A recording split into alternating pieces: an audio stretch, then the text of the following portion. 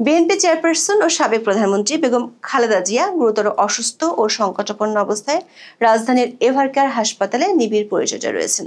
তার শারীরিক অবস্থার এতটাই অবনতি হয়েছে যে চিকিৎসকরা তাকে বিদেশে নেওয়ার অনুমতি দিতেও দ্বিধাগ্রস্ত। এই সংকটময় মুহূর্তে দলের নেতাকর্মী থেকে শুরু করে সাধারণ মানুষের মনে প্রশ্ন, মায়ের চরম দুঃসময়ে ছেলে তারেক রহমান কেন দেশে ফিরছেন না? এ নিয়ে 2 দিন ধরে সোশ্যাল মিডিয়ার সরগরম। জুলাই আন্দোলনের প্রভাবশালী সমর্থকেরা এই ইস্যুতে 2 ভাগ হয়ে পড়েছেন। কারো অবস্থান তারেক রহমানের ফেরার পক্ষে, কেউ বলছেন নিজেকে ঝুঁকিতে ফেলে দেশে আসা ঠিক হবে না।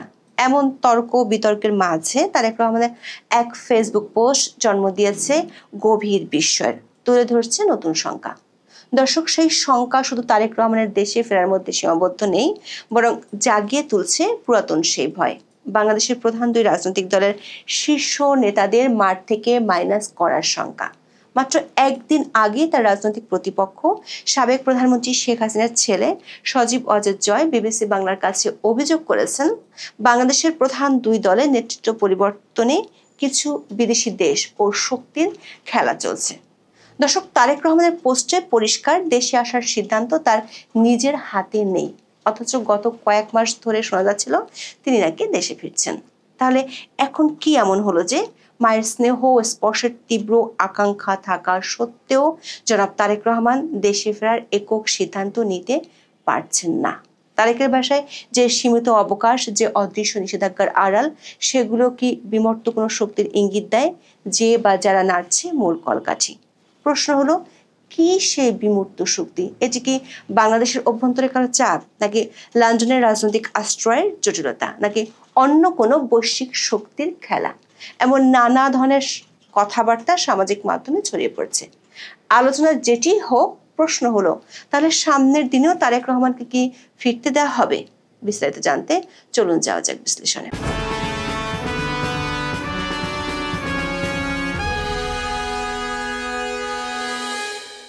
ঢাকা সেনানিবাসের সেনাকুঞ্জে 21শে নভেম্বর আলো ঝলমলে অনুষ্ঠানে যোগ দেন বিএনপি চেয়ারপারসন বেগম খালেদা জিয়া। প্রথম আলোর প্রতিবেদনে বলা হয়, সশস্ত্র বাহিনী দিবস উপলক্ষে বিকেলের আয়োজনে অংশ নেওয়ার পুরোটার সময় তিনি ছিলেন হাস্যোজ্জ্বল। সেখানে প্রধান উপদেষ্টা মোহাম্মদ ইউনূসের সঙ্গে একান্তে কয়েক মিনিট কথা বলেন তিনি। কয়েক ঘন্টা অবস্থানের পর গুলশানের বাসভবনে ফিরে যান বেগম জিয়া।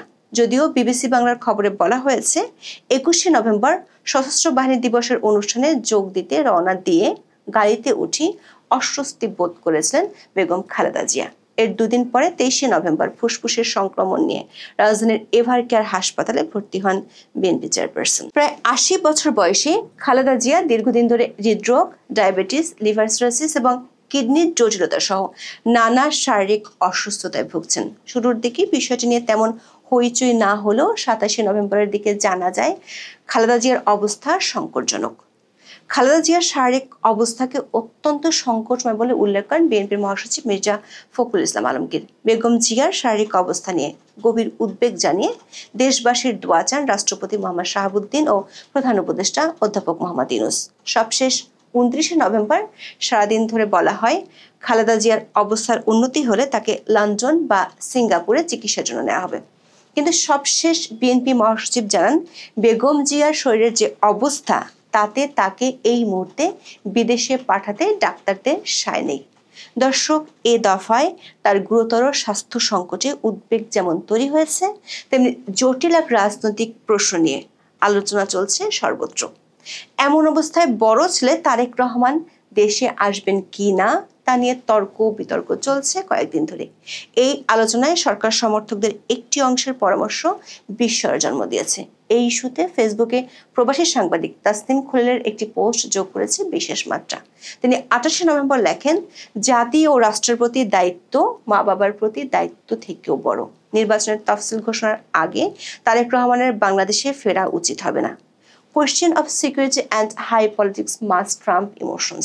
সাংবাদিক তাসনিম খলিলের মতো সরকার ঘনিষ্ঠ প্রভাবশালী বেশ কয়েকজন এই মুহূর্তে তারেক রহমানের দেশে ফেরা ঠিক হবে না বলে পরামর্শ দিয়েছেন। তারা নিরাপত্তা ঝুঁকি এবং উচ্চমাত্রার রাজনীতি বলতে কিসের ইঙ্গিত দিচ্ছেন তা অবশ্য পরিষ্কার করেননি। তবে নতুন করে পরিষ্কার হয়েছে, বহু জটিল ছকের কারণে এতদিনেও দেশে আসেননি বিএনপির ভারপ্রাপ্ত চেয়ারম্যান।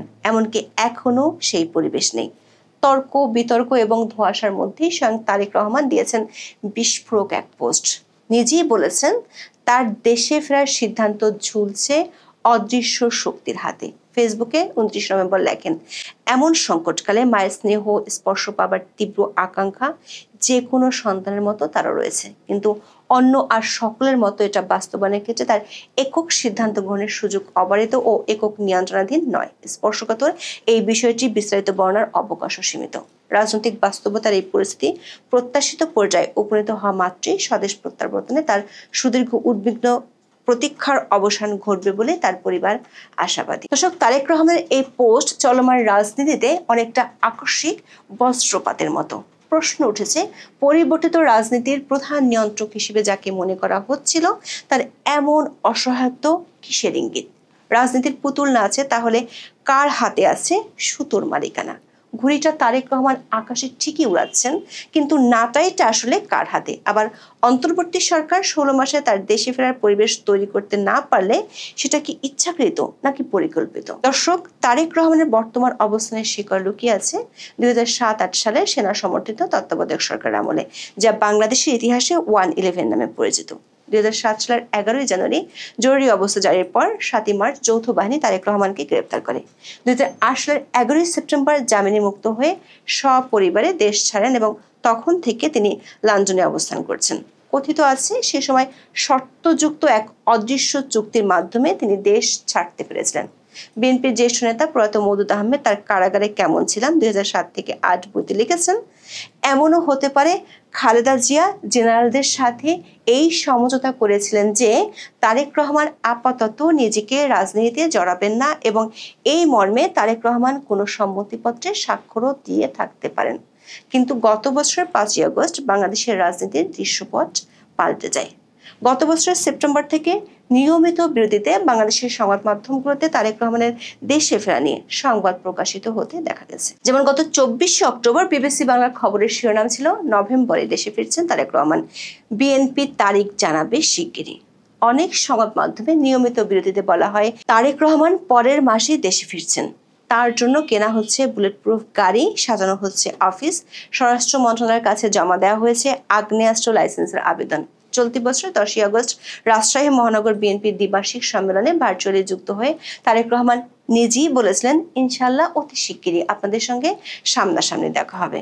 দর্শক, গত 1 বছরে তারেক রহমানের ফেরা নিয়ে প্রকাশিত সংবাদের মধ্যে 37টি সংবাদ আমরা বিশ্লেষণ করে দেখেছি। গত বছরের রাজনৈতিক পট পরিবর্তনের পর প্রথম দিককার খবরগুলোতে বলা হতো আইনি বাধা মানে মামলাগুলো থেকে খালাস পেলেই তিনি দেশে আসবেন। আইনি বাধা থেকে মুক্ত হয়েছেন 1 বছর হয়ে যাচ্ছে প্রায়।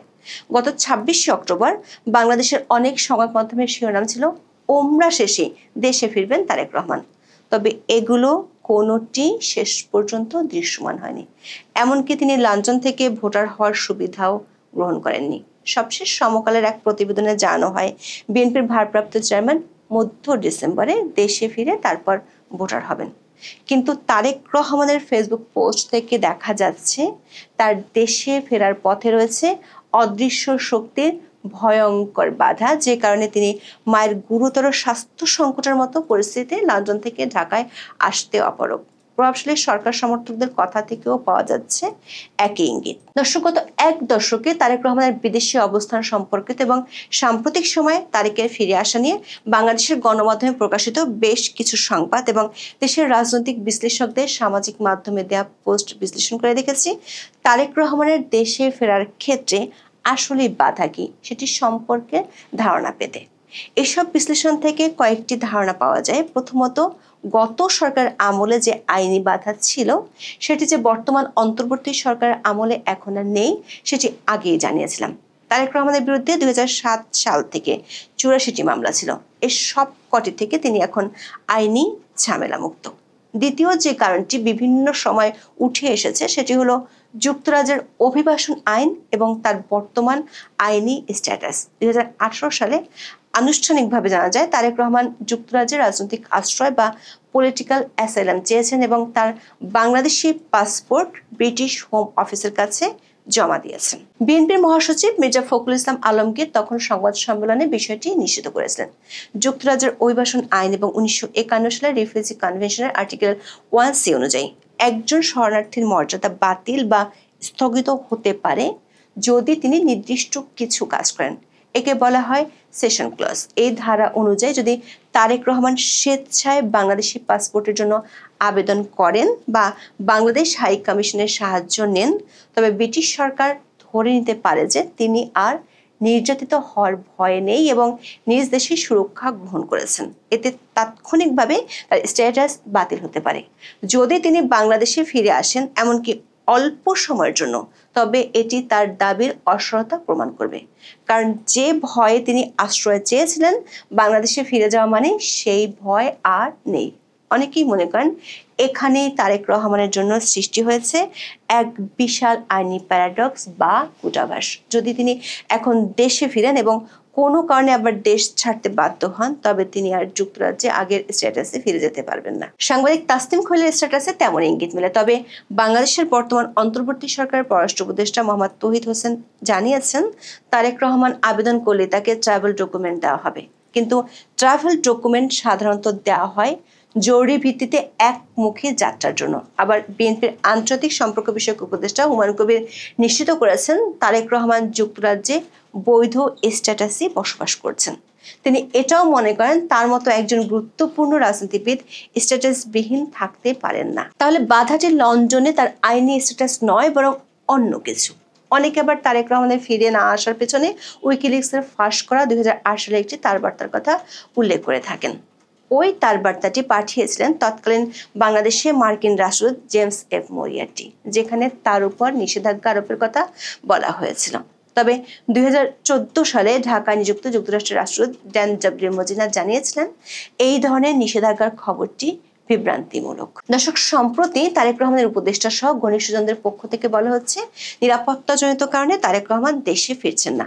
গত 20 জুন বিবিসি বাংলায় প্রকাশিত খবরে বলা হয়, গত বছরের 5ই আগস্টের পর থেকে রাজনৈতিকভাবে সমগ্র বাংলাদেশে বিএনপির আধিপত্য দৃশ্যমান। এই অবস্থায় বাংলাদেশে আসছেন না কেন? এ প্রশ্নে হুমায়ুন কবির বিবিসি বাংলাকে বলেছেন, তারেক রহমানের নিরাপত্তার ইস্যুটি গুরুত্বপূর্ণ। এর জবাবে অন্তর্বর্তী সরকারের পক্ষ থেকে বলা হয়েছে, তারেক রহমান দেশে ফিরতে চাইলে তার নিরাপত্তার জন্য সব ধরনের ব্যবস্থা নেওয়া হবে। সবশেষ সরকারের প্রেস সচিব স্ট্যাটাস দিয়ে বলেছেন, সরকারের পক্ষ থেকে তারেক রহমানের দেশে ফিরতে কোনো বাধা নেই। তবে সিনিয়র সাংবাদিক মাহবুব কামালের একটি পোস্ট বলছে ভিন্ন কথা। তিনি নিজের ফেসবুক পোস্টে লিখেছেন, তারেক রহমান বলেছেন, দেশে ফেরার ব্যাপারে সিদ্ধান্ত বাস্তবায়নের বিষয়টি তার একক নিয়ন্ত্রণে নেই। তিনি কিন্তু নিরাপত্তাহীনতার কথা বলেননি। তাহলে নিয়ন্ত্রণ কার হাতে? দুটি পক্ষ হতে পারে, আমাদের সরকার অথবা ব্রিটিশ সরকার। ডক্টর ইউনূস যেহেতু বলেছিলেন তিনি বড় মাঠের খেলোয়াড়, ব্রিটিশ সরকারের পক্ষ থেকে কোনো আইনগত সমস্যা থাকলে তিনি তো সেটা সলভ করতে পারেন। অথবা যেহেতু মায়ের চরম অসুস্থতা, তারেক রহমান সব ছেড়ে ছুড়ে দিয়ে আর কখনো ব্রিটেন যাব না এই মনস্থির করে দেশে আসতে পারে। তাহলে বোঝা যাচ্ছে নিয়ন্ত্রণটা আমাদের সরকারের হাতে। জনাব মাহবুব কামাল দাবি করেছেন, এই কথাটি তিনি 5ই আগস্টের 3-4 মাস পরেই একাধিকবার টকশোতে বলেছেন। তার কিছুক্ষণ পর আরেকটি পোস্ট দিয়ে তিনি তুলে ধরেন তারেক রহমানের কন্যা জাইমা রহমানের প্রতিক্রিয়ার কথা, যেখানে জাইমা রহমান লিখেছেন, বর্তমান সরকারকে তারা এত সহজে বিশ্বাস করেন না। দর্শক, তারেক রহমান এখন যেসব বিমূর্ত বিষয়ের কথা বলছেন, বিএনপি নেতা আমির খসরু মাহমুদ চৌধুরী গত 20 জুন বিবিসি বাংলাকে সে সম্পর্কে ধারণা দিয়েছিলেন। তিনি বলেছিলেন, তারেকের ফেরা নিয়ে অনেক টেকনিক্যাল ইস্যু আছে, ওইগুলো বলা যাচ্ছে না। দর্শক, মাত্র একদিন আগে আরেক পোস্টে